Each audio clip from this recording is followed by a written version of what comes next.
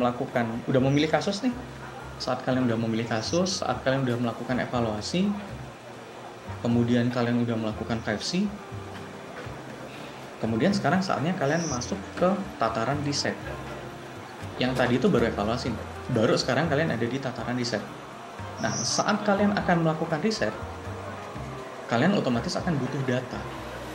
Kira-kira ada berapa jenis data sih yang bisa kalian dapatkan untuk menyelesaikan atau untuk melakukan sebuah riset ini?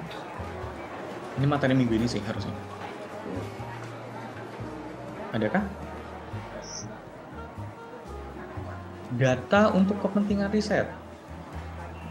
Ada data apa aja nih? Data kuanti sama kualitatif, Mas. Data kuanti dan data kuali.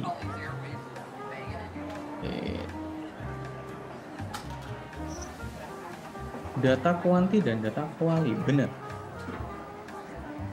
Nah, kapan kalian harus melakukan riset kualitatif dan kapan harus melakukan riset kuantitatif? Udah dapat belum? Udah paham belum? Kalau udah aku recall aja. Belum paham, Mister. Delia? Udah cukup paham atau belum? Belum. Main aman anjir. Oke, data kualitatif kita butuhkan untuk mendalami kasus. Contohnya data kualitatif itu saat kalian julid, tahu nggak sih si ini selingkuh loh kemarin. Itu data kualitatif. Ternyata cowoknya Manzil tuh kemarin aku lihat lagi jalan sama cewek lain gitu. Itu data kualitatif. Kenapa? Saat kalian menggibah, saat kalian berusaha saling sharing informasi tentang sebuah gosip, kalian pasti berusaha mendalami dan mencari titik temu, menyambung-nyambungkan fakta yang kalian dapat dengan asumsi yang kalian punya. Itu adalah riset kualitatif, mendalami sesuatu. Contoh gampangnya adalah julid tadi. Nah, data kuantitatif ini adalah data ukur atau data untuk melihat tren, untuk mencari pola gitu.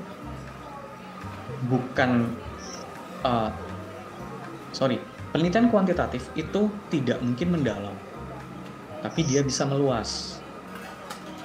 Jadi di penelitian kuantitatif ini kita nggak ngomongin cowoknya Manzil jalan sama cewek lain. Tetapi yang kalian omongkan di penelitian kuantitatif ini adalah, ternyata 80 dari 100 cowok yang aku pacarin tuh brengsek semua ya. 80 dari 100. Berarti kalian menggeneralisir sesuatu. Ini gunanya penelitian kuantitatif.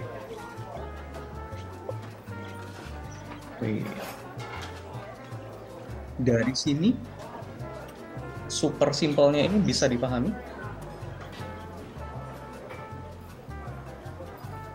Jadi kuantitatif itu melakukan generalisir, kualitatif mendalami sesuatu.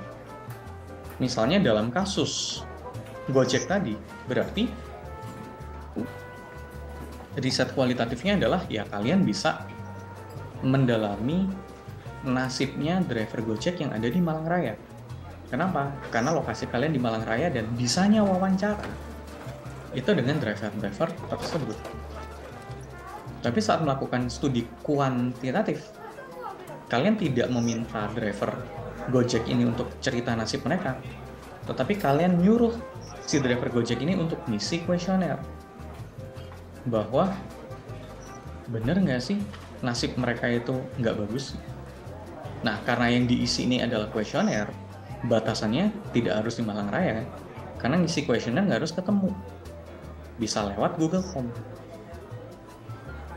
Oke, jadi kualitatif untuk mendalami isu, kuantitatif itu untuk mencari pola dan generalisasi.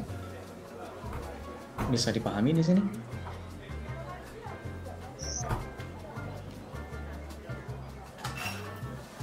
Ada yang butuh ditanyakan?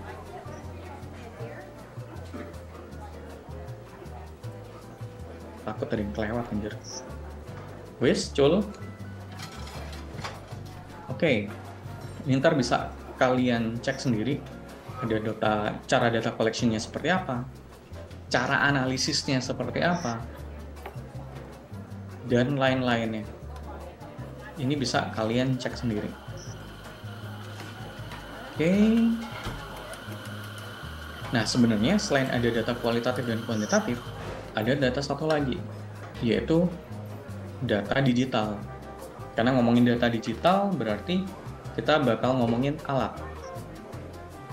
Saat kita ngomongin alat, kita harus praktek melakukan sesuatu, sama kayak Comgraph. Ini adalah salah satu contoh yang bakal bisa kalian lakukan after UTS dengan data digital. Ini juga data digital. Ini adalah pendalaman kasus Gojek. Dan dari data digital itu dengan mudah kita bisa dapetin sentimen positif atau negatif. Ini adalah hasil data digital. Yang ngolahnya tidak susah, tapi butuh dituntun sama kayak Comgraph. Oke. Nah, next aku bakal masuk ke daftar isi dari apa yang harus kalian selesaikan di project UTS.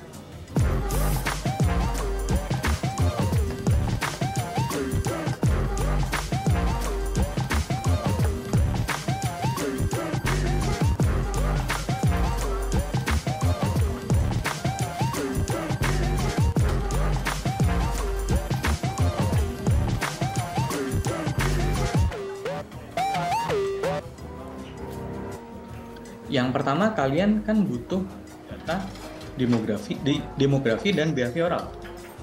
Nggak mungkin kalian nyelesain tugas itu tanpa ada data demografis dan behavioral. Nah, menurut kalian, data demografis dan behavioral ini bisa didapatkan dari mana ya? Riset kualitatif atau kuantitatif? Gimana?